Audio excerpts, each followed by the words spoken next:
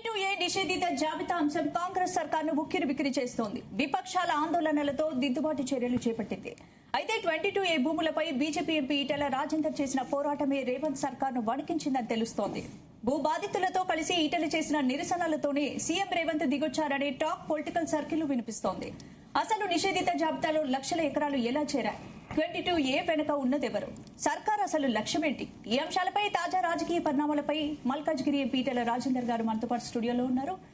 వారిని అడిగి తెలుసు. ఈ 22A నిషేధిత జాబితాను సవరిస్తున్నామని మంత్రి పొంగులేటి అయితే చెప్తున్నారు. అది సాధ్యమేనా? మరి చాలా మంది బాధితులు ఉన్నారని మీరు అంటున్నారు. బాధితులకు న్యాయం జరుగుతుంది. అసలు ఎందుకు పెట్టినట్టు, ఎందుకు ఈ తప్పు చేసినామని చెప్పి అంగీకరించినట్టు, ఎందుకు అధికారుల మీద నెడుతున్నట్టు, దానికి వాళ్ళు సమాధానం చెప్పాలి కదా.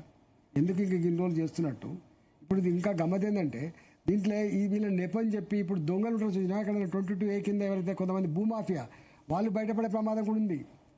తక్షణమే ఇవాళ మొత్తం కేసు బై కేసు వచ్చేసి దీన్ని ఇమీడియట్ డిలీట్ చేసి ఏర్పాటు చేయండి తప్ప ఫస్ట్ మీరు చేయాల్సిన పని ఏంటంటే ఎక్కడెక్కడైతే ఇళ్ళు ఉన్నాయో, కాలనీలు ఉన్నాయో, బస్తీలు ఉన్నాయో, అపార్ట్మెంట్స్ ఉన్నాయో ఒక దెబ్బ 20 ఏళ్ల క్రితం 30 ఏళ్ల క్రితం ఎవరితున్నాయో అవన్నీ ఒక దెబ్బగా తీసేయాలి కదా. 22A నిషేధిత జాబితా విషయంలో ప్రభుత్వం దిద్దుబాటు చర్యలకు దిగడానికి ప్రధాన కారణం మీ పోరాటమనే ప్రచారం జరుగుతోంది. అధికారుల తప్పుదం అంతే ఈజీగా జరగదు అని మీరు అంటున్నారు. అంటే ఏంటి ఇది? ఉద్దేశపూర్వక చర్యనా? దీని వెనుక భారీ భూదందా లేదా భూ కబ్జా ఉందని అనుమానిస్తారు. 100% ఇవాళ భూ కబ్జాలు ఎట్లున్నాయో నేను చెప్పాల్సి అక్కర్లేదు.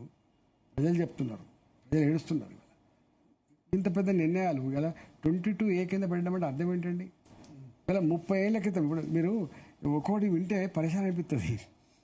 30 ఏళ్ల క్రితం కట్టబడ్డ కాలనీలు, కట్టబడ్డ బస్తీలు, కట్టబడ్డ అపార్ట్మెంట్లు, కట్టబడ్డ గేటెడ్ కమ్యూనిటీలు ఇవాళ సడన్గా వచ్చి నువ్వు ఇది 22A కింద అని చెప్తున్నావు కదా.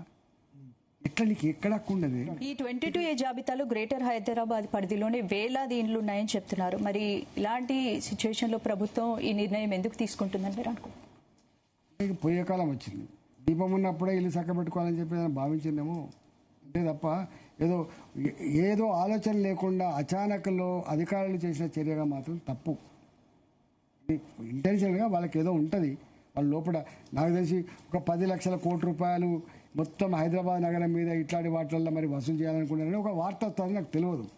ఏదో ఒక బ్యాడ్ ఇంటెన్షన్ లేకుండా మాత్రం, ఏదో ఇడెన్ ఎజెండా లేకుండా మాత్రం ఇది జరగదు. కానీ రేవంత్ రెడ్డితో సఖ్యతగా ఉంటుంటారని కొంతమంది టీబీజేపీ నేతలకు హైకమాండ్ క్లాస్ స్పీకర్ అనే వార్తలు కూడా వస్తాయి. దీంట్లో వాస్తవం అవన్నీ ఉంటాయి, రకరకాల వార్తలు వస్తాయి. దాని మీద ఏం కామెంట్ చేస్తే కానీ ఆ హైకమాండ్ మాత్రం కోరుతుంది ఎప్పుడు పోయినా మీరు కలిసిమెలిసి పని చేయాలి, మంచిగా ఉద్యమాలు చేయాలి, స్ఫూర్తినివ్వాలి, రేపు అధికారం రావాలని చెప్తుంది తప్పకుండా. ఈటెల రాజేందర్ గారు తెలంగాణ బీజేపీ రేసులో ఉన్నారా, కేంద్ర మంత్రి రేసులో ఉన్నారంటే ఇవన్నీ నాకు తెలియదు. మా పార్టీ ఎవరిని ఎక్కడ ఎప్పుడు పెట్టానో అట్లా పెట్టుకుంటాను.